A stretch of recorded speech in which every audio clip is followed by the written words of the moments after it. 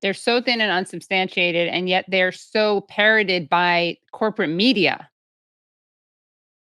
Everything from the human shields embeds itself in civilian areas, all these talking points that people drop with full confidence. They committed rape that they filmed themselves. I mean, it gets repeated and repeated by the political elites and the media elites. So instead of sounding like the lying conspiracy theorists that they are, they sound like they're just within the mainstream. Yeah, I was at a doctor's appointment the other day, and it was a new doctor, and she was asking me like what I did for a living. And in a moment of glib, like dark humor, I was like, well, I was just fired. I used to be a news host. And so she started asking me about it and like my politics. And she seemed like kind of politically ambiguous, like kind of open to a lot of things. We were having this interesting conversation. And when I said like, we're talking about Israel, obviously, and I said something like, and she asked about the hostages, like, why won't they just release the hostages? I thought that we're waiting for Hamas to like agree to Netanyahu's hostage deal. I was like, yes, well, you might believe that is the case if you're watching corporate media and not Rising or some other independent show, but here's the truth. And she was like, oh, and she was like smart and open. She wasn't giving me pushback, but she was like, oh, and what about maybe the mass rape story, something like that. And I was like, well, I know this is going to sound kind of incredible to you if you haven't been into the news, but like, this is what's actually been reported out. And as I was talking to her, I was realizing that how much to her, I probably sound like a crazy person, right? Because what I know to be true is so radically different than the average, like what the average MSNBC consumer knows. Thankfully, she was like a very open-minded person who was like, seemed very happy to be hearing my like version of the event, the truth. But like, it was also a really kind of like reorienting moment for me to realize this is a smart, informed, engaged person. She knew about news stories, was recalling news stories, but just of a certain angle on them. And like, that is both depressing and inspiring, right? It's depressing because like, okay, we got to get through all this Hasbara. We got a long way to go.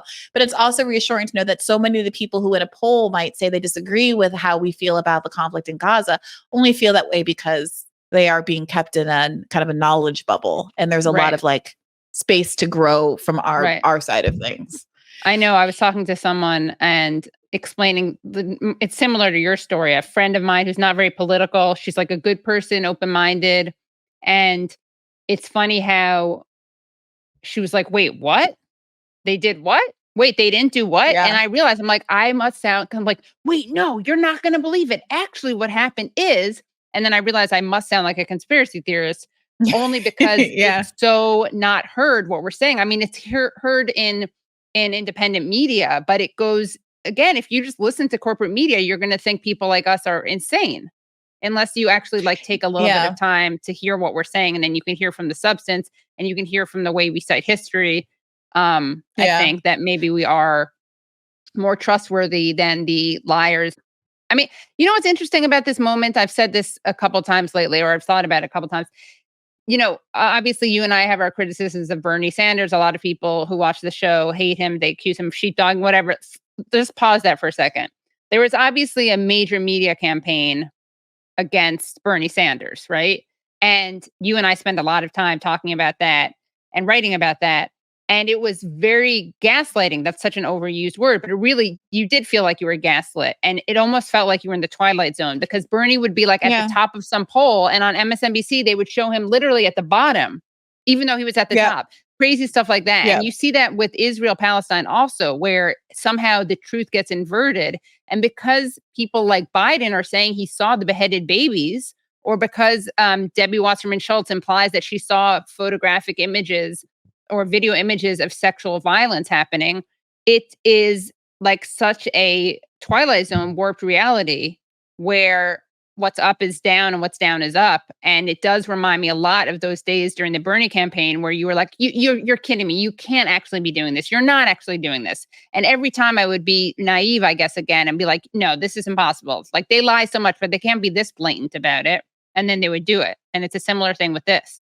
Yeah, I think that's a really good analogy because I've been thinking about how I was talking to somebody, who was it? Oh, an upcoming guest. And she used to work for Human Rights Watch and was talking about how what she's learned in her experience advocating for Palestinians is that you just can never flinch, and that you can't show that any of the attacks, the efforts to get you fired, any of those things cause you to change your message at all, or it's seen as a sign of weakness and they'll double down. And I've been thinking about how, like, yeah, I mean, this is so far from my first pylon.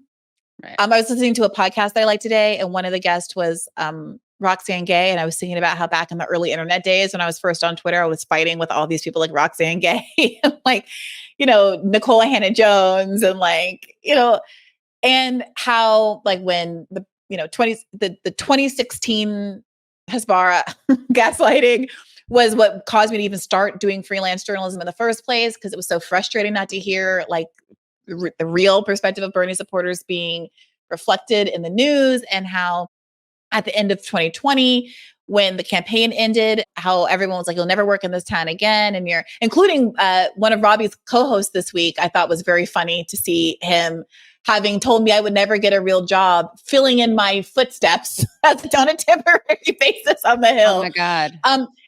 But the point I'm just trying to make is that like, I have been through this. It feels so familiar. It's been so many times that it's like you were the boy who cried wolf. Like there have been so many like Talia, what's her face, calling me an anti-Semite because she lost her shit over. Like it's been so many times that like I'm immune. Immune. So when someone comes at me, whenever there's another campaign, I think to myself, oh, I just scrolled by like 4 or 5 tweets that showed some horrible child blown to pieces, or some documentary about Israelis just saying horrible venal racist shit into the camera.